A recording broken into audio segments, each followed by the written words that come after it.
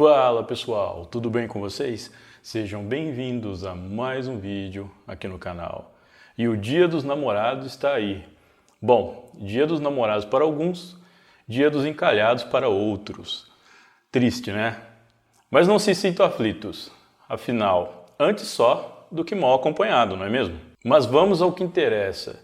Eu citei o Dia dos Namorados aqui porque o caso que eu vou narrar hoje para vocês acontece justamente no Dia dos Namorados. É o caso Alfonso Trigueiro, que aconteceu na Espanha, cujo enredo parece uma história de novela mexicana. Eu peço para vocês que fiquem comigo aqui até o final e, se gostarem do meu conteúdo, deixem um like e um comentário que me ajuda muito. Então, sem mais delongas, bora pro vídeo.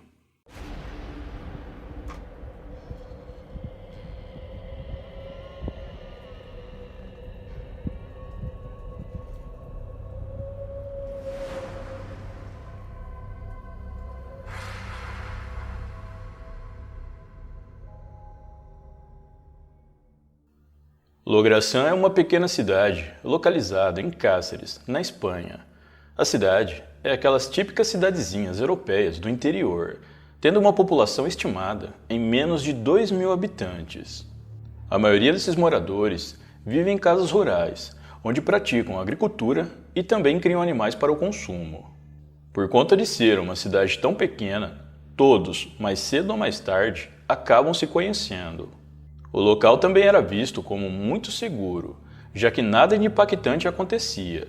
Não haviam roubos, não havia crimes e raramente havia uma pequena discussão, mas nada que levasse os moradores da cidade a ficarem apreensivos.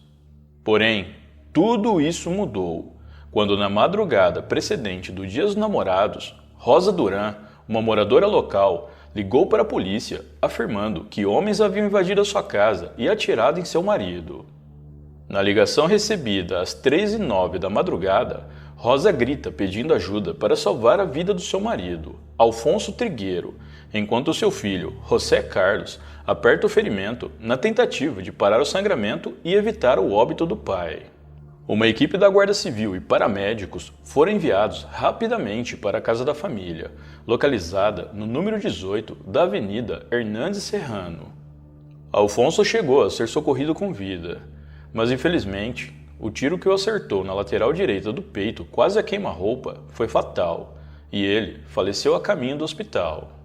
Esse fato causou um grande impacto na pequena cidade de Lograçã, e os moradores locais não conseguiam acreditar que um crime dessa magnitude havia acontecido ali. Alfonso Trigueiro era um empresário muito bem-sucedido, e toda sua família era bem conhecida na cidade e também na região. Ele era dono de várias empresas, dentre elas um mercado, uma granja, um açougue e até mesmo uma discoteca. Nos últimos anos, ele vinha dedicando todo o seu tempo ao seu restaurante, chamado El Cortijo de Ramón, que inclusive havia ganhado um prêmio de melhor empresa rural. Ele era casado com Rosa Duran há mais de 30 anos. E juntos, eles tiveram 2 filhos, José Carlos, de 28 anos, e Ana, de 20 anos. Os 4 eram vistos como uma família exemplar, que se amavam e, acima de tudo, se respeitavam. A família morava em uma casa de luxo de 3 andares, projetada e construída ao gosto de Alfonso. Em seu primeiro depoimento, Rosa afirmou que estava dormindo no quarto com Alfonso e que acordou assustada com um barulho muito alto por volta das 3 da madrugada. Meio atordoada, ela imaginou que fosse algum acidente de carro na rua ou alguma explosão. Ela então se levantou rapidamente e percebeu que Alfonso, que dormia ao seu lado na cama, estava gravemente ferido. Com medo, Rosa saiu correndo até o corredor da casa, gritando pelo filho. Nessa mesma hora, o filho do casal, José Carlos, que dormia no quarto ao lado, acordou e foi ver o que estava acontecendo. Ele se deparou com sua mãe desesperada no corredor e, quando foi com ela até o quarto dos seus pais, ele viu seu pai caído com uma espingarda próximo a ele. Sem pensar 2 vezes, José Carlos pegou essa espingarda e desceu correndo pelas escadas. E foi quando ele viu que a porta principal da casa estava aberta.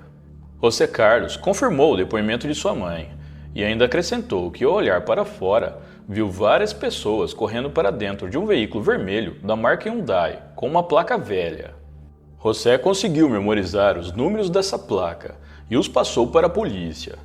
Ele também foi capaz de fornecer alguns detalhes físicos dos suspeitos que estavam no carro. Segundo ele, o motorista era uma mulher loira e ao lado havia um homem caucasiano de meia idade. Ana, a outra filha do casal, havia voltado para o dormitório da faculdade no dia anterior, onde ela ficava de segunda a sexta e só voltava para a casa dos pais no final de semana. Dessa forma, ela não pôde ajudar a polícia com informações. O caso inicialmente foi tratado como sendo um roubo que deu errado, onde os criminosos acabaram tirando a vida de Alfonso. Durante as investigações, foi descoberto que estavam faltando na casa a quantia de 4.500 euros, que estavam dentro de um envelope. Esse valor era referente ao lucro recolhido no final de semana dos negócios da família. Várias gavetas de alguns móveis da casa estavam remexidas, o que indicava que os criminosos procuraram bastante por algo de valor. Ao todo, a perícia passou 16 horas examinando o local do crime. Eles vasculharam cada parte da casa, colhendo várias impressões digitais, pegadas, amostras de DNA e restos de pólvora, totalizando 126 evidências do crime, entre eles a roupa que Rosa e José Carlos usavam, os lençóis da cama e até a espingarda. Logo no início, alguns detalhes no local do crime chamaram a atenção dos investigadores. Esses detalhes eram sutis, mas foram essenciais para solucionar o caso mais tarde. A princípio, foi notado que, mesmo afirmando que a porta da casa estava aberta, não havia sinais de entrada forçada nem na porta e nem nas janelas, o que deu a entender que ou os criminosos tinham as chaves do imóvel ou que alguém de dentro da casa havia aberto a porta para eles. No meio da sala havia sido encontrada a bolsa de Rosa, que continha dinheiro, cartões de crédito e cheques, mas que claramente nem tinha sido tocada pelos criminosos, o que era algo estranho, visto que o objetivo do crime supostamente era um roubo. Isso fez os investigadores se perguntarem por que os criminosos não levaram uma bolsa que estava bem debaixo do nariz deles. Em cima do balcão da cozinha havia um pedaço de carne, que segundo Rosa e José Carlos, não estava ali quando eles foram dormir. Essa carne teria sido usada pelos criminosos para conseguir chamar a atenção do cachorro da família, que foi preso dentro de um dos banheiros da casa, e por isso não foi possível ouvir os seus latidos quando os criminosos invadiram o local. Mas, como Rosa e o seu filho José Carlos não ouviram todo o barulho que os criminosos fizeram na hora de vasculhar a casa e só acordaram com o barulho do tiro que Alfonso levou. Para os investigadores, isso era estranho, já que, de acordo com a perícia, do jeito que a casa estava bagunçada, os criminosos devem ter feito muito barulho. Ao serem questionados sobre isso, Rosa e José Carlos lembraram de um fato estranho que tinha acontecido na noite anterior. Segundo eles, antes de irem dormir, eles e Alfonso teriam tomado um copo de leite com chocolate e sentiram um gosto incomum, meio amargo, mas mesmo assim tomaram todo o leite. Eles afirmaram à polícia que possivelmente os criminosos haviam colocado algum sonífero no leite que eles tinham tomado naquela noite, e por isso eles tiveram um sono bem pesado, só acordando com o barulho alto do disparo. Embora essa possibilidade fizesse sentido, havia alguns pontos que não se encaixavam, e como o crime era o único naquela cidade tão pacata, inúmeros policiais foram designados para investigarem o caso. A primeira coisa a ser checada pelos policiais era a placa do carro e os suspeitos vistos por José Carlos naquela noite, já que até o momento essa era a pista mais sólida que eles tinham. Os investigadores conseguiram rastrear a placa informada por José, e o carro pertencia à sua vizinha da frente. Além disso, a descrição que José deu à polícia dos suspeitos eram condizentes com a descrição dos seus vizinhos. Devido a isso, a polícia decidiu fazer uma análise no carro dos suspeitos e também coletar as digitais deles, mas não foram encontradas nenhuma evidência de pólvora ou qualquer outra coisa que os ligassem ao crime. Em depoimento, a vizinha confirmou que realmente naquela noite ela saiu de carro com seu marido, mas que eles apenas foram dar uma volta pela cidade. E sim, eles confirmaram que realmente foram dar uma volta às 3 da madrugada, mas se justificaram dizendo que, como era Dia dos Namorados, eles queriam aproveitar e a região, por ser muito pacata, não teria nenhum perigo. Após as devidas apurações, a polícia conseguiu confirmar que nenhum dos vizinhos tinham qualquer ligação com o caso, e dessa forma eles foram descartados como suspeitos. Mas talvez o ponto principal da investigação era a espingarda, que era a arma do crime e era uma arma que já estava dentro da casa.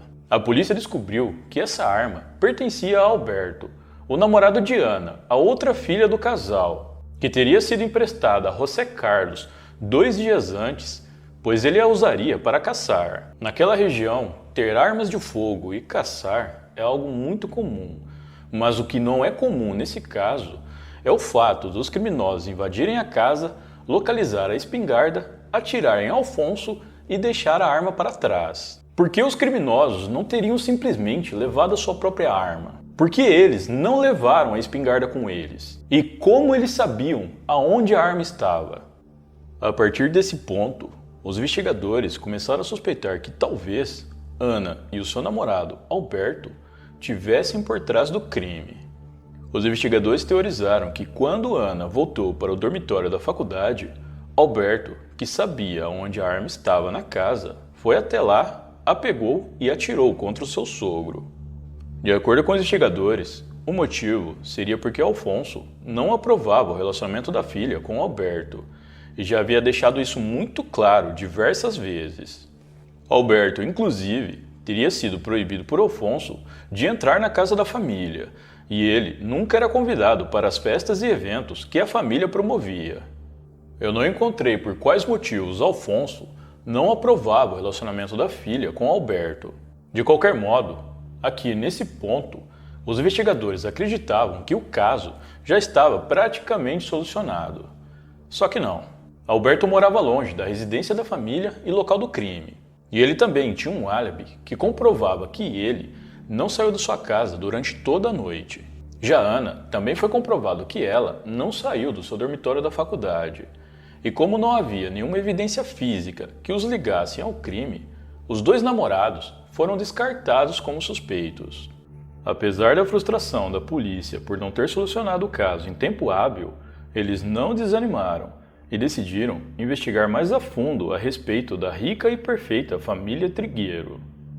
Durante essas investigações, eles descobriram que apesar de Alfonso ter várias empresas consideradas de sucesso e pagar os seus funcionários e fornecedores corretamente, ele havia contraído uma enorme dívida através de empréstimos. De acordo com a polícia, Alfonso devia mais de 100 mil euros divididos em pelo menos 3 empréstimos com pessoas diferentes. Ele havia feito esses empréstimos em um momento em que suas empresas estavam em crise e ele queria manter as aparências.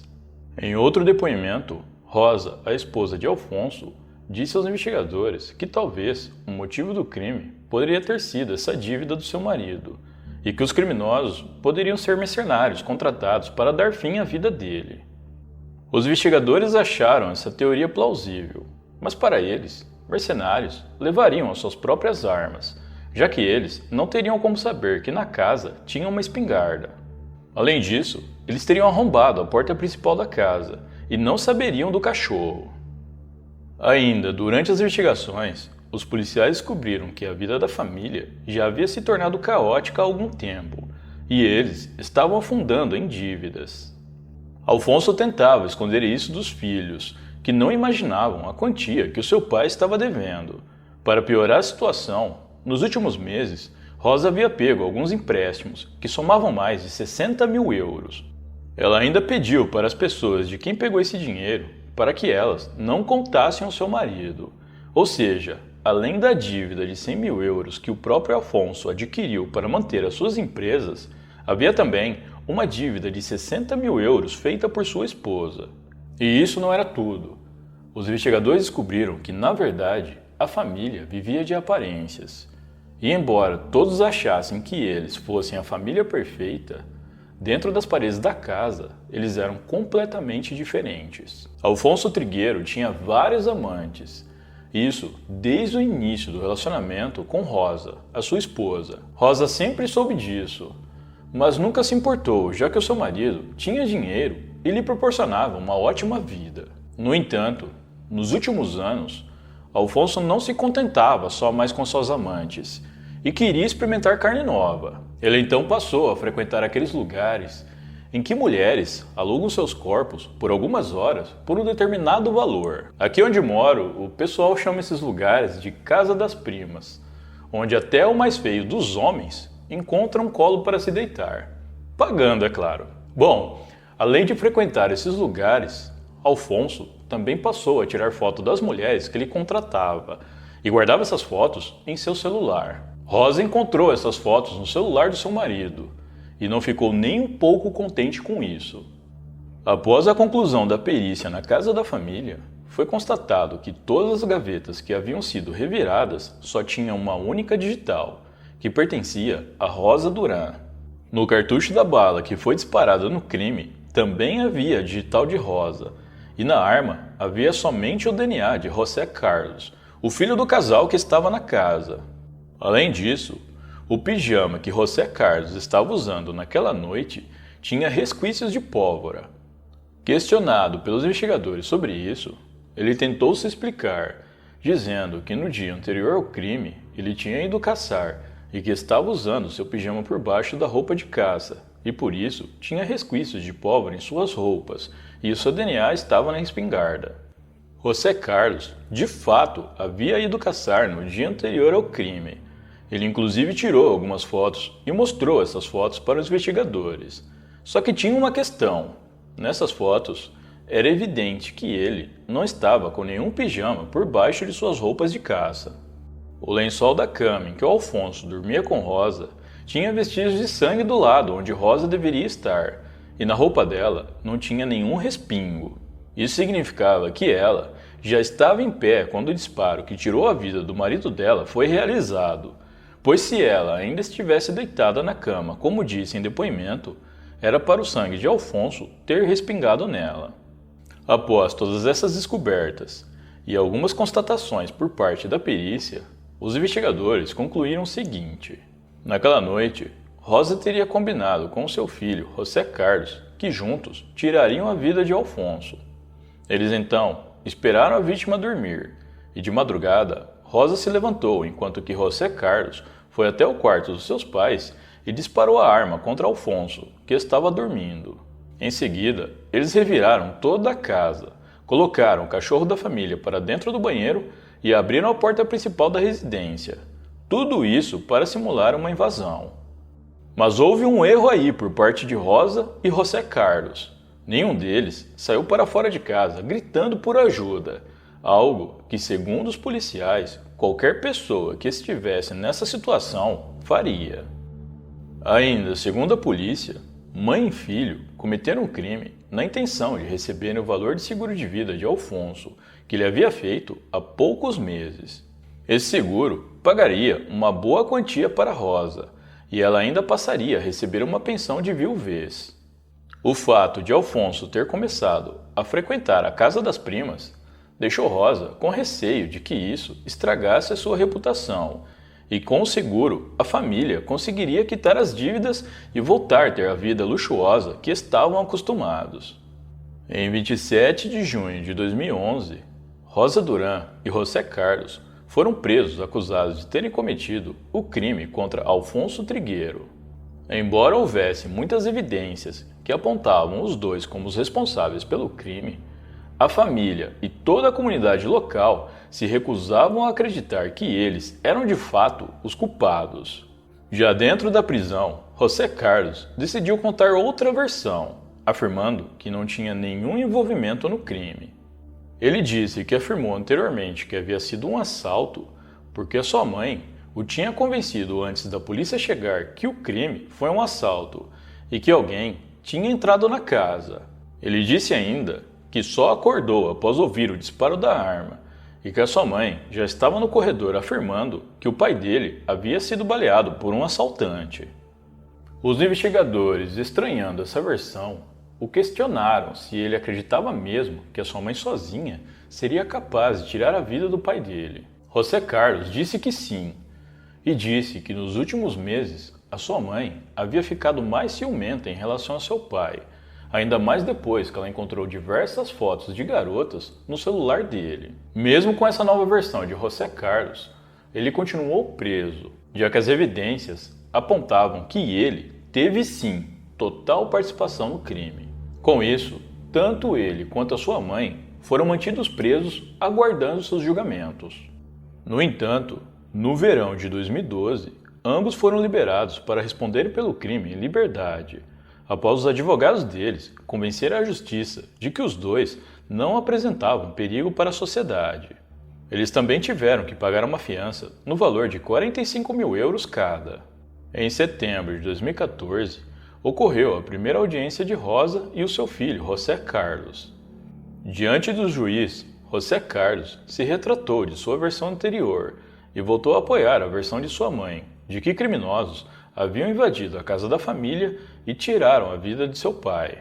Tanto ele quanto a sua mãe disseram que eram inocentes, e Rosa chegou a explicar que não estava deitada na cama no momento em que Alfonso foi baleado porque ela tinha problemas de circulação e, na ocasião, estava dormindo em um colchonete no chão. Porém, foi apontado pelas autoridades que na casa não havia nenhum colchonete, tanto que a própria empregada da casa testemunhou que Rosa nunca teria dormido em nenhum colchonete. Foram ouvidas mais de 30 testemunhas e mais de 40 especialistas. O caso foi reconstituído digitalmente, comprovando que a versão sustentada pelos dois acusados era improvável diante das evidências. Em 25 de setembro de 2014, o júri considerou Rosa e José Carlos culpados pelo crime, e eles foram sentenciados a 17 anos e meio de prisão.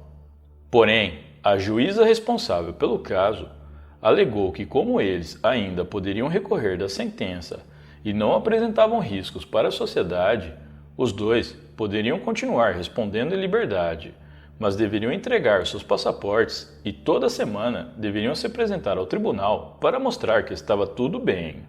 Em 10 de outubro de 2014, José Carlos deveria se apresentar a essa juíza, mas ele não compareceu ao tribunal e, quando foram atrás dele, descobriram que ele havia fugido. Dias antes, Rosa havia vendido o mercado e o restaurante da família, e José Carlos havia pego todo o dinheiro em espécie junto com várias roupas. Ao que tudo indicava, José Carlos escapou pela fronteira entre Espanha e Portugal, já que o seu carro foi deixado em um vilarejo nas proximidades. A partir desse momento, José Carlos passou a ser um foragido internacional. A fuga durou cerca de 3 meses e, em janeiro de 2015, José Carlos foi capturado quando uma equipe de guardas civis pararam e revistaram um ônibus em Portugal. Infelizmente, não foi informado o local exato onde ele foi encontrado, mas ele teria sido pego porque o cão farejador dos guardas civis apontou para a mochila que ele carregava, e ao abrirem, foi encontrada uma quantidade de entorpecentes e 7.600 euros. Ao pedirem os seus documentos, José Carlos foi identificado e preso. Já Rosa Duran recorreu à Suprema Corte e, no ano de 2015, teve a sua sentença anulada e foi considerado inocente. O argumento usado pela justiça era de que, embora sua digital estivesse no cartucho da arma, isso não provava nada, pois ela poderia ter pego nas balas enquanto estava limpando o armário. Seu DNA não foi encontrado na arma do crime, então não tinha sido ela quem efetuou o disparo. Como não havia provas contra ela que provassem que ela tinha arquitetado tudo, e também não há leis contra uma mãe que encobre o filho, ela foi considerada inocente e voltou à sua vida normal. José Carlos, segundo fontes, continua preso e cumprindo sua sentença. Mas e vocês? Acreditam na inocência de Rosa ou acham que ela arquitetou tudo? Bom, eu vou ficando por aqui. Muito obrigado por me assistir até o final. Um grande abraço e até a próxima.